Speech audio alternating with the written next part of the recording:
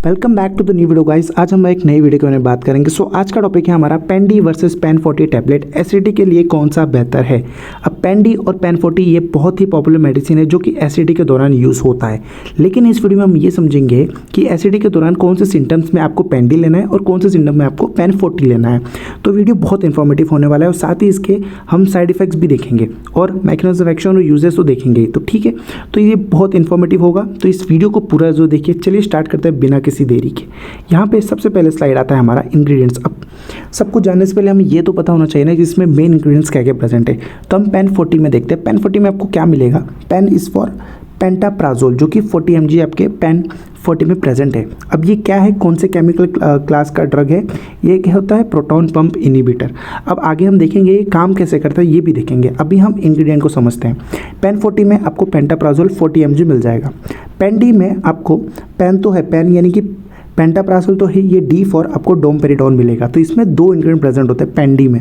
सो pantoprazole 40 mg present होता है और डोमपेरिडोन 10 mg प्रेजेंट होता है। अब पेंटाप्राजोल का काम क्या होता है, एसिड को कंट्रोल करता है।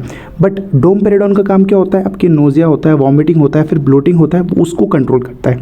तो पेन डी और पेन 40 का इंग्रेडिएंट आई होप आपको समझ गया होगा।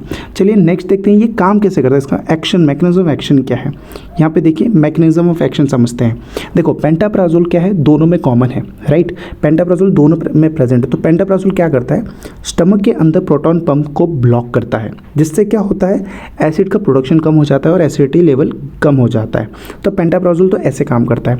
अब डोमपेरिडोन जो सिर्फ पेन डी में ही अवेलेबल है, वो क्या काम करता है, वो डोपामाइन रिसेप्टर को ब्लॉक कर देता है। अब इससे क्या होता है, फूड्स जो होता है वो जल्दी डाइजेस्ट होना शुरू हो जाता है और नोजिया ब्लोटिंग में आपको रिलीफ मिलता है। साथ ही आपका जो इसोफेगस की मोटिलिटी भी इंप्रूव होता है, जिससे जो आपका खाना होता है वो प्रॉपर डाइजेस्ट हो जाता है और बाकी बचा कुचा वेस्ट आपके एनएस के थ्रू निकल जाता है। तो आई होप आपको पेंटाप्राजोल और डोमपेरिडोन का मैकेनिज्म एक्शन तो समझ गया होगा, काम कैसे करते हैं। अब इसके बाद हम देखते हैं साइड इफेक्ट क्या है इन दोनों में। पेन 40 में आपको, अगर आप पेन 40 लेते हो, साइड इफेक्ट आपको क्या मिलेगा, हेडेक मिलेगा। और अगर आप ज़्यादा ले रहे हो तो आपको विटामिन B12 की डिफिशियंसी भी देखने मिलती है। वहीं हम पेन डी की बात करें तो आपको डोमपेरिडोन के कारण आपको इरेगुलर हार्ट बीट भी होगा, लेकिन ये रेयर होता है, स्पेशली ओल्ड लोगों में ज़्यादा देखा गया है।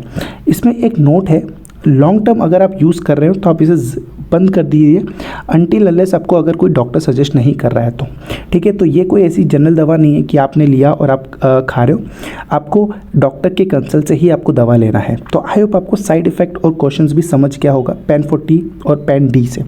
अब इस वीडियो का जो मेन है हमारा कि हमें कौन सा बेहतर है और कौन से किस टाइम लेना चाहिए वो देखेंगे। तो यहाँ पर देखो हमारा जो मेन स्लाइड है, कौन सा हमें चूज़ करना है। देखो अगर आपको सिर्फ एसिडिटी या हार्ट बर्न है या फिर एसिड रिफ्लक्स है तो पेन 40 इनफ होगा आपके लिए, क्योंकि उसमें डोमपेरिडोन नहीं प्रेजेंट होता है, यानी कि पेन डी फॉर डोमपेरिडोन।